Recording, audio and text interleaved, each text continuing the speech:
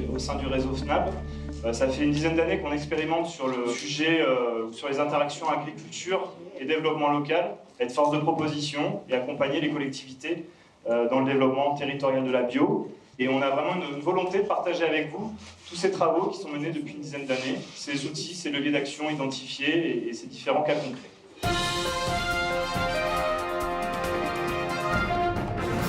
Avec 4 ateliers ce matin, premier atelier sur la planification, deuxième atelier sur le foncier, troisième atelier sur les circuits de proximité, atelier 4 sur préserver l'usage de l'eau.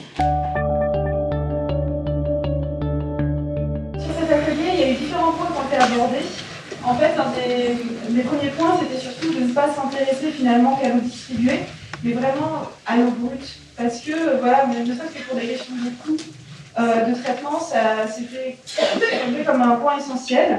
Alors, bon, comme vous le savez, en Ile-de-France, on est quand même dans une région assez densément peuplée, qui a des besoins en eau assez importants. Et les ressources en eau pour la production d'eau potable ne sont pas d'une qualité suffisante aujourd'hui. Elles sont atteintes par une série de pollutions. Et surtout, ce qu'il faut avoir bien en tête, c'est que ce sont les collectivités qui sont responsables de cette production d'eau potable. Paris est alimenté à moitié par de l'eau souterraine et de l'eau de surface, et c'est environ 500 000 m3. Et après, il y a 102 points de captage répartis qui alimentent Paris via des aqueducs. Ce que vous voyez en dessous, c'est un exemple de tableau de ce qu'on peut retenir quand on fait des suivis de pesticides au niveau des sources. C'est extrêmement pédagogique auprès des agriculteurs parce que là, ils comprennent plus leur impact aux anciens. On a pas mal évoqué donc l'accompagnement qu'on peut proposer aux collectivités sur la sensibilisation et l'appui aux différents acteurs. Donc on a parlé des élus et des agents, mais aussi du grand public. Et également l'accompagnement des agriculteurs au changement de système pour aller vers des systèmes bio. On était un peu tous d'accord pour dire qu'il fallait voir la protection de la ressource plutôt comme une opportunité plutôt que comme une contrainte, comme ça peut être vécu parfois, notamment par le monde agricole.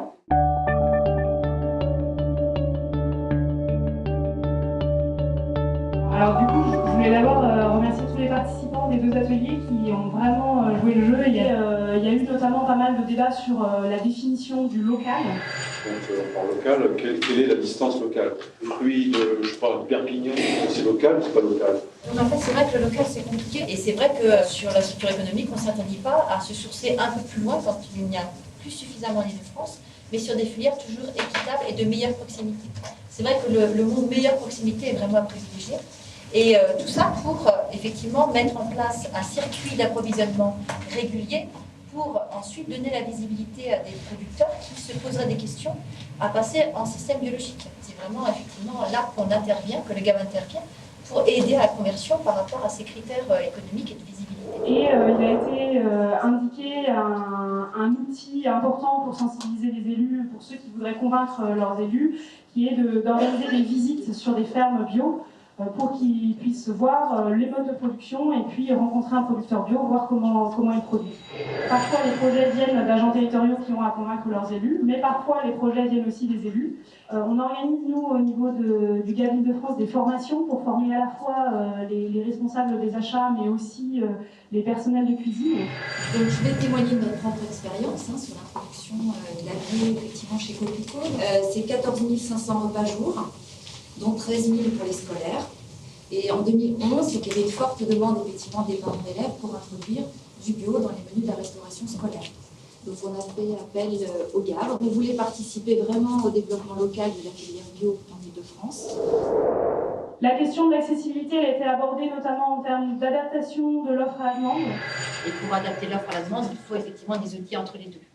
Il n'y a plus de légumerie dans les cuisines centrales, il va falloir en fait livrer des légumes au moins primo-transformés, prêts à emploi, crus, voire cuits. Et d'où effectivement l'utilité de la mise en place d'outils de transformation. Pour moi, il n'y a pas de problème d'approvisionnement. Ce qu'il faut, c'est anticiper. Il faut arriver à programmer les cultures attendues par les consommateurs. La particularité de l'agriculture biologique, en tout cas, celle que je veux défendre et que je défends dans la région, c'est de produire ce qui est demandé sur la région, ce qui est consommé sur la région. Bon, partons sur le foncier, vaste sujet. qui a émergé, c'était la question du portage politique, notamment quand on a un projet sur sa commune, quand c'est porté par des techniciens, quand c'est pas porté par des élus, le projet avance beaucoup moins vite, voire pas. On a des élus qui doivent se positionner au regard des investissements qui vont être nécessaires derrière. Et ce miroir-là, ça doit se construire un lien avec une réalité de terrain et donc un lien avec des candidats à l'installation. Il faut que très vite, les candidats à l'installation soient mis autour de la table pour qu'on soit dans des phases de réalisation assez concrètes. Et puis que les collectivités soient au courant des outils dont elles disposent, que ce soit des subventions qu'elles peuvent aller chercher, mais aussi des outils légaux, notamment sur quel baux elles vont pouvoir mettre en place si elles veulent rester propriétaires du foncier, sur quelle durée, quelles clauses elles vont pouvoir choisir pour s'assurer qu'il y a une mise en place d'une agriculture biologique, avec qui va compte de ces critères-là à l'intérieur du bail agricole. Sur la commune de Goumény-les-Hameaux, la commune avait envie de développer un projet de ferme péri-urbaine dans le cadre d'un projet global d'écoquartier et agriculture de proximité biologique. Et c'était envisagé donc sur un terrain qui appartenait à la communauté d'agglomération. Et on a trouvé un montage foncier et juridique qui permettent de conduire ce projet, en l'occurrence un bail à construction à la commune de Goumény-les-Hameaux, qui elle-même ensuite contractualisait un bail rural avec des probablement environnementales, puisque c'est en cours de signature tout ça, avec les agriculteurs. Alors, il y a des collectivités qui sont elles-mêmes propriétaires, mais il y a les autres qui sont peut-être plus en grand nombre et qui sont confrontés du coup à des agriculteurs qui sont déjà en place et qui sont potentiellement proches de la retraite. Et du coup, la question de la transmission est venue sur la table assez vite. Ça nous a permis aussi de voir qu'on avait quand même un certain nombre d'agriculteurs qui étaient assez proches de la retraite finalement, avec une grosse partie de plus de 50 ans. Donc il y a peut-être aussi là des axes futurs de travail qui est de se dire au moment où il y aura la cession des exploitations, est-ce que c'est pas là aussi qu'on peut intervenir pour changer le mode d'agriculture sur le territoire? Niveau national, c'est 50% des exploitations dans les 10 ans à venir qui risquent de changer de main. C'est énorme. Là, pour le coup, c'est une vraie opportunité. Donc là aussi, il y a des structures, il y a la SAFER, il y a le pôle agricole, il y a aussi les chambres d'agriculture qui peuvent avoir des réponses sur comment vous pouvez mettre en place un dialogue avec vos collectivités, avec vos agriculteurs. Mais on sent bien que ce n'est pas un sujet qui est aisé.